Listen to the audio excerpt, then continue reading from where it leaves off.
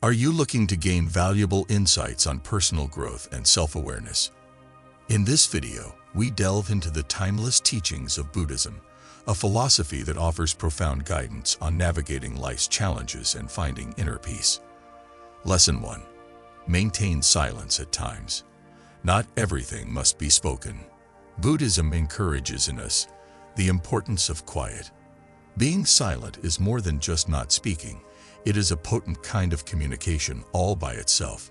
It enables us to think more profoundly, connect with our inner selves, and gain a deeper understanding of the world around us. You should be wise enough to understand by the time you're 35 that not everything has to be stated. Words have great power and cannot be undone once expressed. They have the power to uplift or demoralize, mend or destroy. That's why it's so important to pick your words wisely. By practicing quiet, you allow yourself the time to gather your thoughts before speaking. You learn to listen instead of just hearing, and to react instead of just being aware. You can also observe in silence the complex details of life, like as the emotions in a room, the tone of people's voices, and their facial expressions are easier to see when you're not chatting nonstop. You could ordinarily overlook certain circumstances, but these observations can help you see things differently. You can make room for wisdom, clarity, and the development of deeper understanding by being quiet at times. One approach to preserve your energy is to be silent. It might be mentally and physically taxing to speak all the time. You can save your energy for the times when your words will have the most impact by choosing silence. Instead of speaking out of habit or obligation, you learn to talk with intention and purpose. You should learn to value silence by the time you are 35 years old. Understand that not every idea has to be spoken, and not every viewpoint has to be shared. The most meaningful exchanges can occasionally take place in the quiet, when words are not necessary. Lesson 2. It's better to keep quiet rather than start issues. We have a tendency to speak up, to express our thoughts, or to reprimand people when we are interacting with them. While there are undoubtedly instances in which speaking up is required, there are also several circumstances in which being silent can help to avoid needless strain and confrontation. Remaining silent can frequently stop a small disagreement from turning into a larger one. It enables you to stand back, evaluate the circumstances, and react in a more deliberate and beneficial manner. You allow yourself the chance to behave wisely instead of rashly when you fight the impulse to talk without thinking. Also, humility might sometimes take the shape of quietness.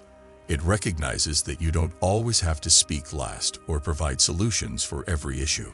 Sometimes the most compassionate thing you can do is to let them talk and express themselves without any interruptions. Even if you disagree, it demonstrates that you respect their viewpoint and are open to listening to them. Buddhism also emphasizes the idea of right action, which encompasses both our spoken and physical deeds. To act in a way that is moral, sympathetic, and considerate of others' well-being is to be doing the right thing. Sometimes the best course of action is to do nothing at all, to just keep quiet and let things work themselves out. It's critical to understand that not all issues require your attention or your solution, nor do all conflicts. Being silent will help you stay away from needless tension and drama. You can continue to live in peace of mind while giving others the room they need to resolve their own problems. Realize that keeping quiet can sometimes be the greatest strategy to prevent issues. It enables you to behave in a wise, compassionate, and aware manner, and fosters an atmosphere that is good to harmony and understanding. Lesson 3. Collaborate with individuals smarter than you. Avoid competition. It's common to come across persons who are more experienced or skillful in some areas than ourselves as we make our way through life. There could be an urge to compete, to establish our worth, or to make an impression on others in such circumstances. Buddhism emphasizes teamwork over rivalry, particularly when collaborating with someone who have greater expertise or experience. You should be intelligent enough by the time you're 35 to understand that collaborating with smarter individuals is considerably more advantageous than competing with them. When knowledge, abilities, and viewpoints are shared through collaboration, more can be accomplished than could be done alone. Collaborating with intelligent people provides you with the chance to improve yourself, learn from their experiences, and bring your special talents to the group project. On the other hand, fear and ego are typically the root causes of competition. It can lead to discord, animosity, and a feeling of loneliness. You're more inclined to perceive people as dangers than as allies when you're competitive.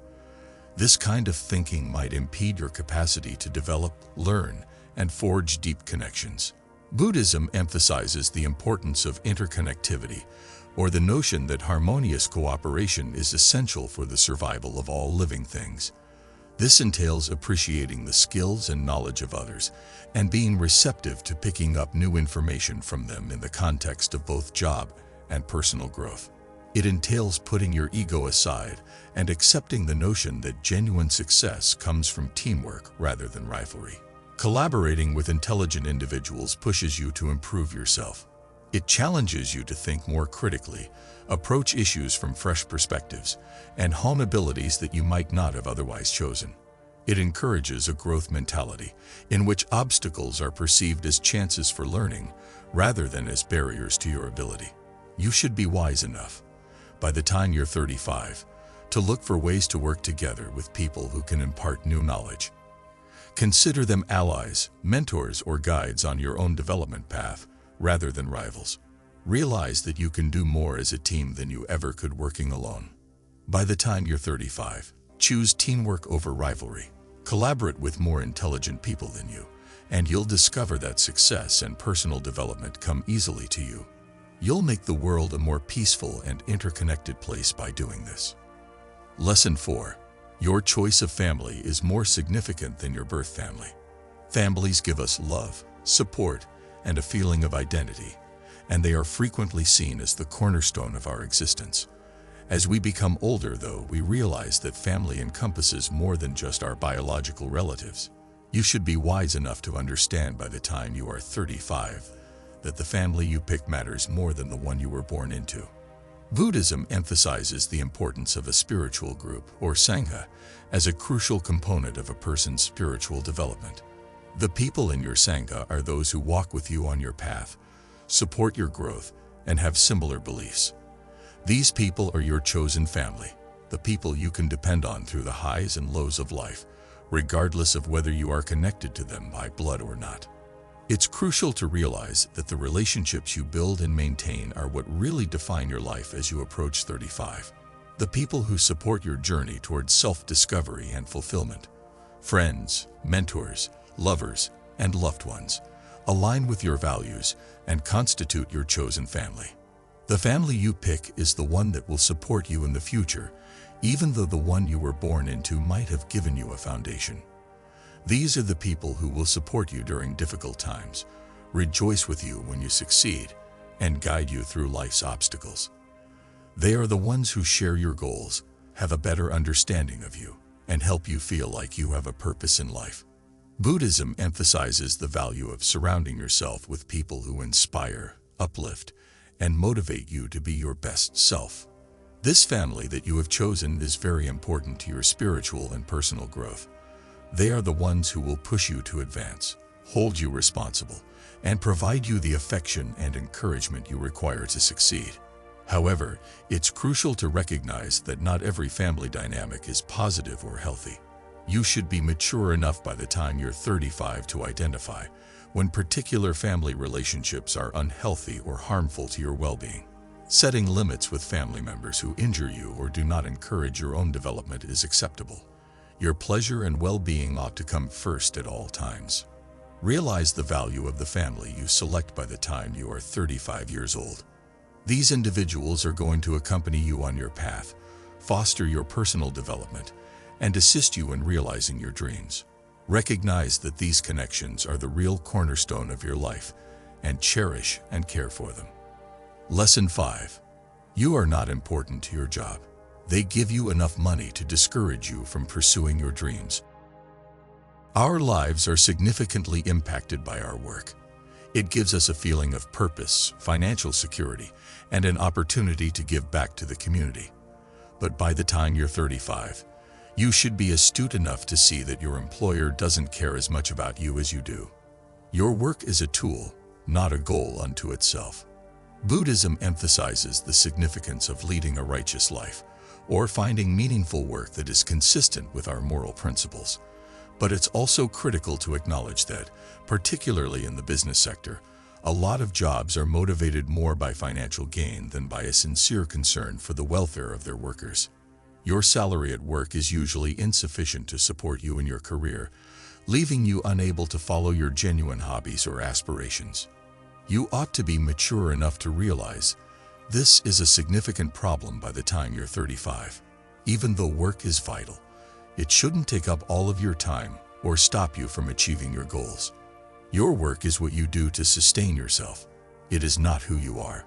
What really drives your enthusiasm, inventiveness, and joy is what gives you your actual purpose and fulfillment. Buddhism exhorts us to live lives that are balanced. This is realizing when your work is interfering with your relationships, health, personal development, and dreams, and when it is taking up too much space.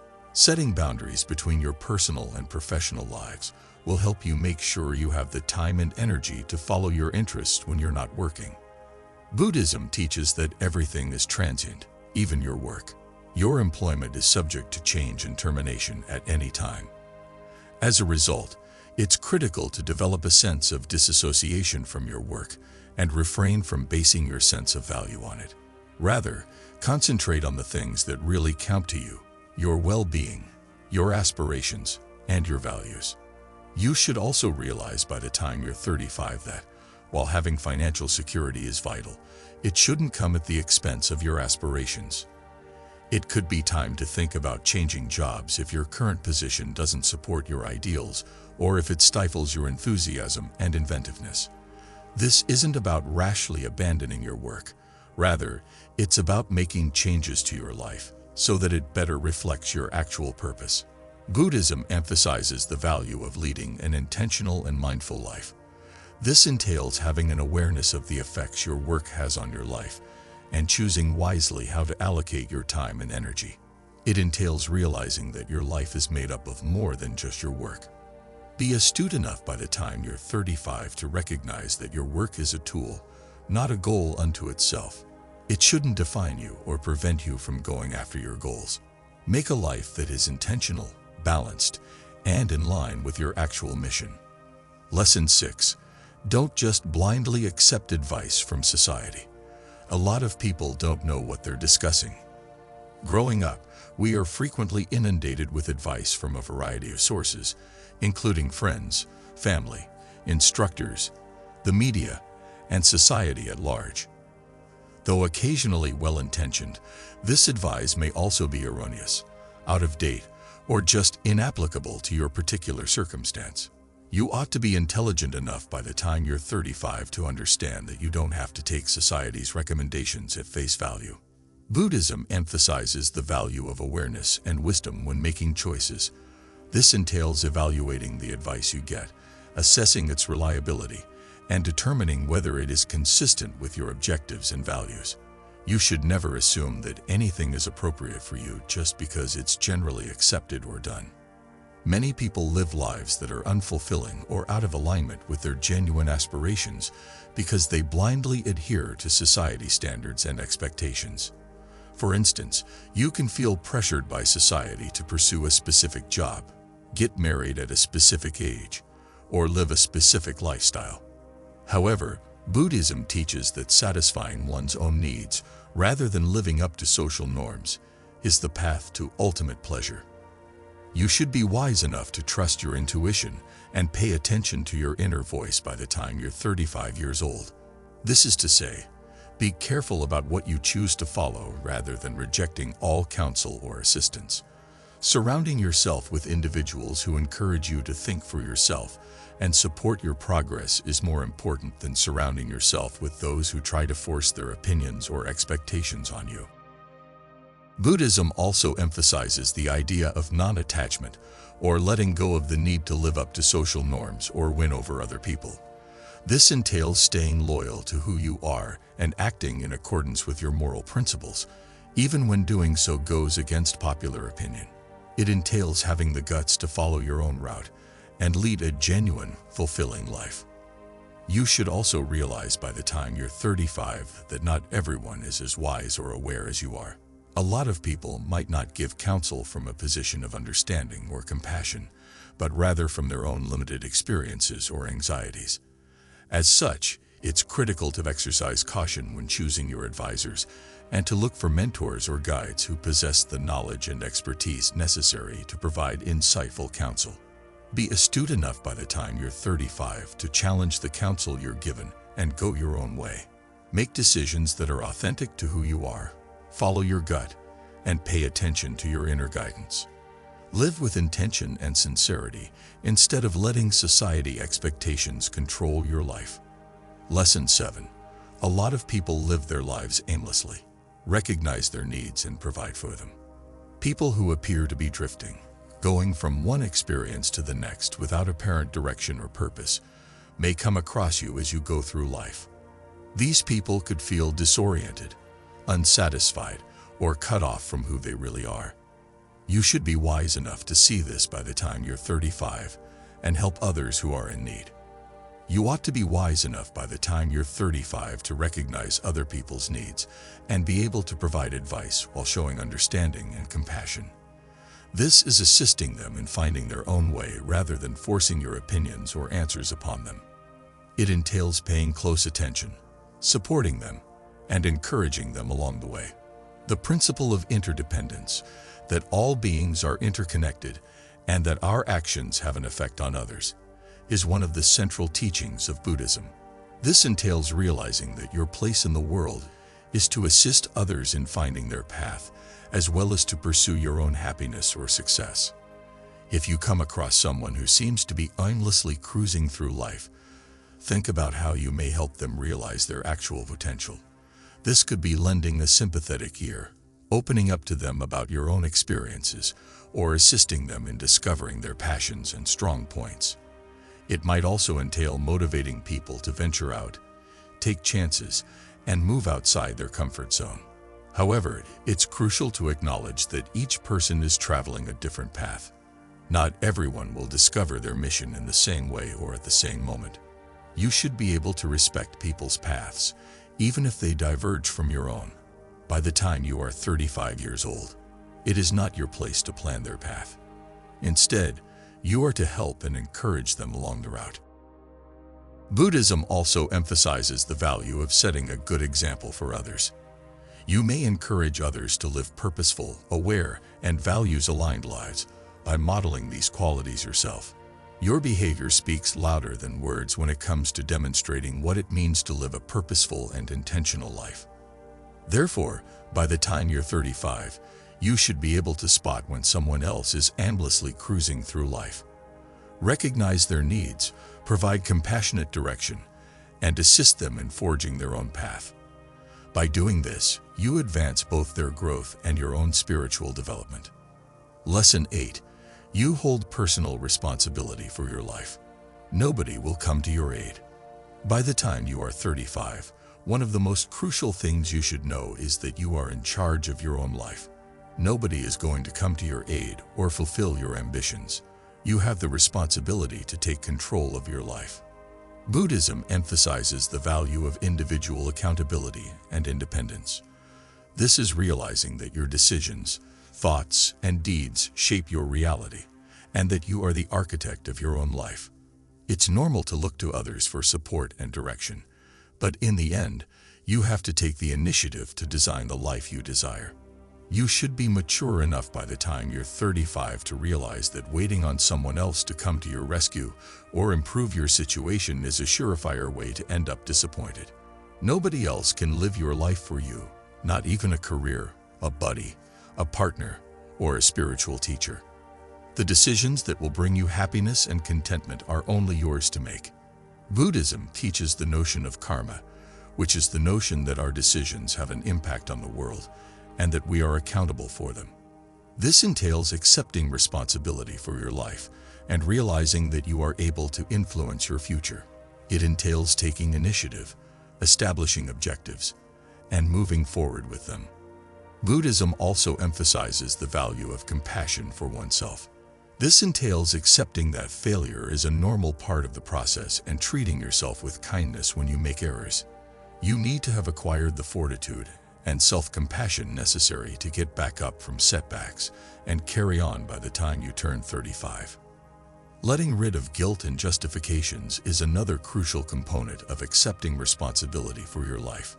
It's simple to place the blame for your situation elsewhere or to come up with reasons why you shouldn't be where you want to be. But by the time you're 35, you ought to know better than to let guilt and justifications drag you down. They keep you from making the changes you need to make in order to live the life you desire. Buddhism emphasizes the value of making deliberate decisions and living in the present. This entails accepting accountability for the effects of your ideas and deeds on your life and being conscious of them. It entails putting the past behind you and concentrating on what you can do now to improve the future. You should also realize that you can change your life at any time by the time you are 35 years old. You are the architect of your reality. You are not a victim of your situation. This entails accepting accountability for your ideas, deeds, and decisions, as well as deciding to live a life consistent with your goals and beliefs. Be astute enough to manage your own life by the time you are 35. Realize that you are responsible for your own happiness and fulfillment, and that no one else can save you. Take initiative, live intentionally, and design the life you desire. By doing this, you will experience genuine spiritual progress in addition to contentment and satisfaction. You should have enough life experience and wisdom by the time you become 35 to understand the realities covered in this script. These lessons provide a roadmap for leading a meaningful, purposeful life that is in line with your actual self. They are based on the spiritual teachings of Buddhism. Buddhism tells us that learning new things and growing throughout life is a journey. The lessons you have acquired by the time you are 35 are not the end goal. Rather, they are checkpoints along the way to increased knowledge and insight. You may design a life that is meaningful, purposeful, and based in compassion and mindfulness by accepting these principles. Continue to think back on and apply these lessons to your life as you proceed on your path. When it's appropriate, keep quiet, collaborate with positive people, pick your family carefully, and accept accountability for your own contentment. By doing this, you'll not only discover happiness and serenity, but also encourage others to follow in your footsteps. Never forget that life is a constant journey with endless things to learn and uncover. You should be mature enough to understand this by the time you're 35, and prudent enough to keep looking for the truth.